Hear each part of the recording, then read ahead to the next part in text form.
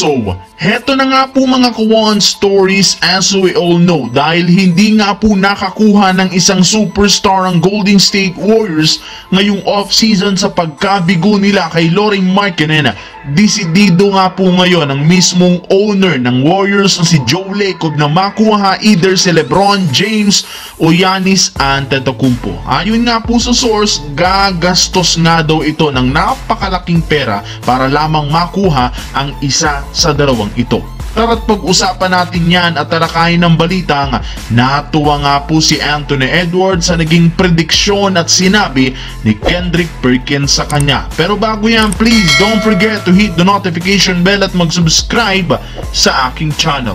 Ang video ng ito ay hatid sa inyo ng 1xBet. Suportahan at manalo sa inyong paboritong kupunan sa NBA, PBA at ngayong Paris Olympics. Maaaring makakuha up to 12,000 cash bonus sa inyong first deposit gamit ang aking promo code. Pag tama ang prediction mo, panalo ka. Pindutin lamang ang link sa comment section at mag-register gamit ang iyong GCash account para makapag-cash in at cash out. Isang paalala, tumaya mga kawan stories ng responsable.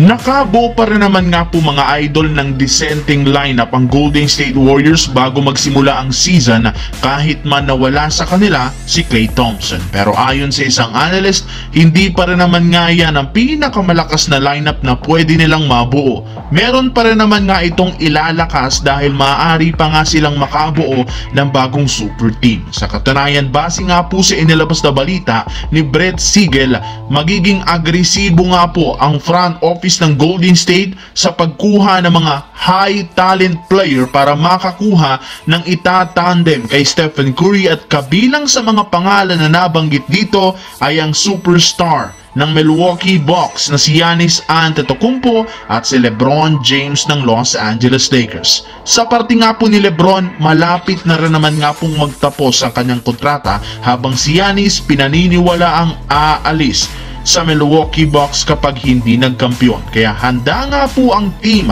na gumastos ng bilyones upang makuha ang isa sa kanila. Ngunit isang malaking question mark kung maaari nga ba talagang makabuo ang Golden State ng Big 3 na bubuuhin ni Stephen Curry, LeBron at Giannis sa susunod na taon?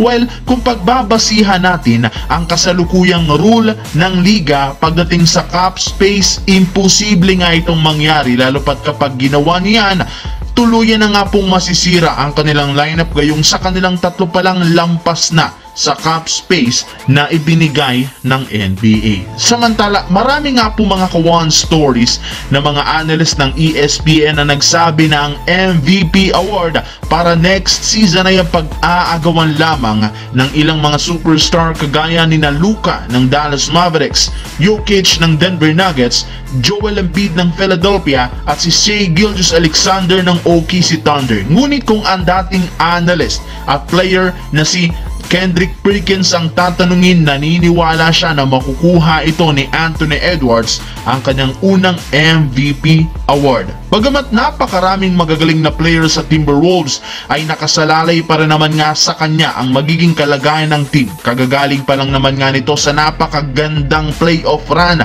last season, kaya magagamit nga niya ito para magkaroon uli ng magandang performance. At matapos nga pong kumalat sa internet ng sinabi ni Perkins, hindi nga po napigilan pa ni Edwards na matuwa ng husto sa naging prediction sa kanya.